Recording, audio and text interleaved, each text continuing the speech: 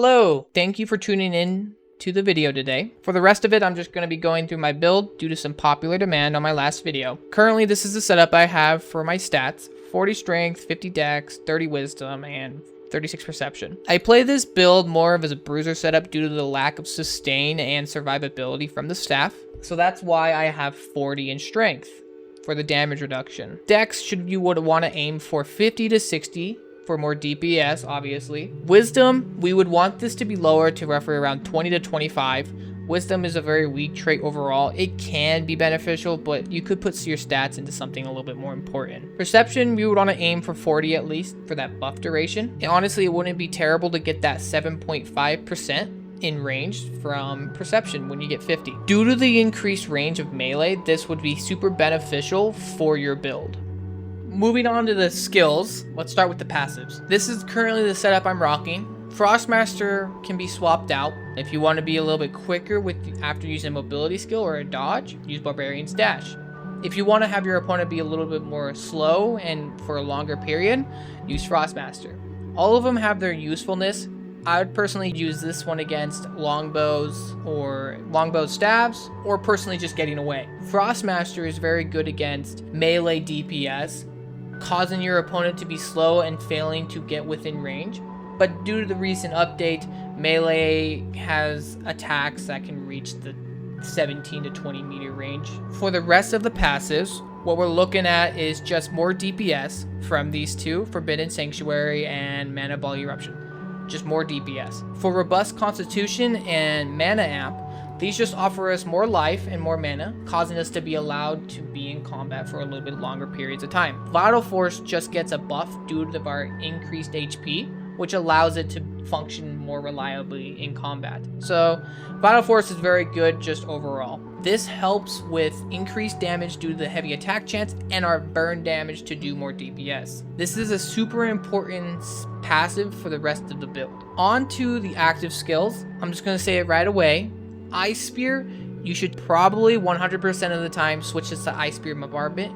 Even after the nerf, it's still super good and reliable in combat. For the rest of the skills, this one I would say for serial fire bombs. I applied able to move, projectile speeds, and instant activation. Makes the skill a lot more usable in combat, smoother, just overall a better skill. Precision Dash just allows me to close the distance a bit quicker. Judgment Lightning, there's not a reason not to use this skill. The more stacks of burn they have, you can possibly use this again in combat. And with a double heavy attack chance, it's super solid. Burning Smokescreen.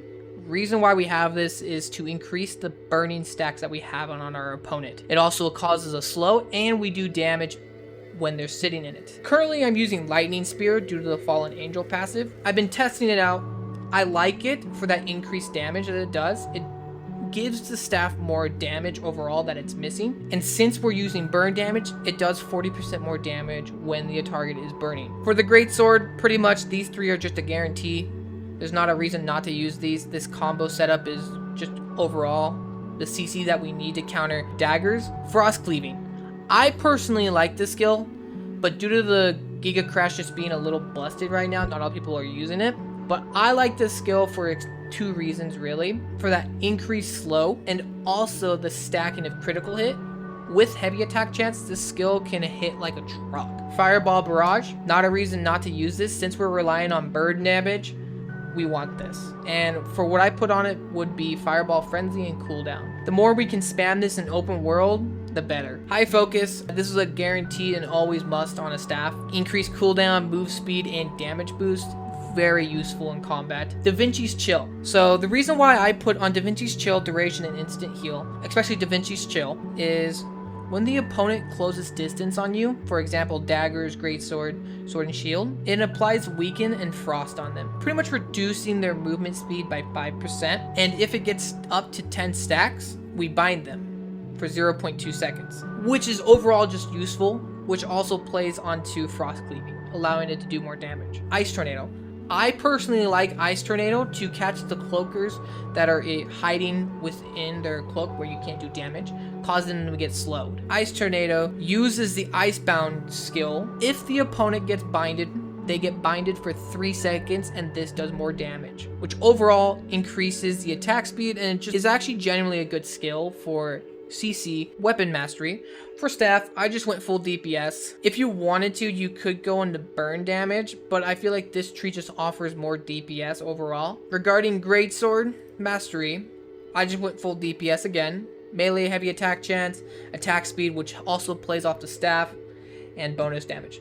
Overall, just a really good build. The dodge ability, either one, it doesn't really matter what you would want to use. So this is what I would rock for PvP open world combat. If you want to take a look, this is what I'm rocking on my Greatsword for its traits, and this will be my staff and what I'm currently using with the traits. I appreciate you guys tuning into the video today.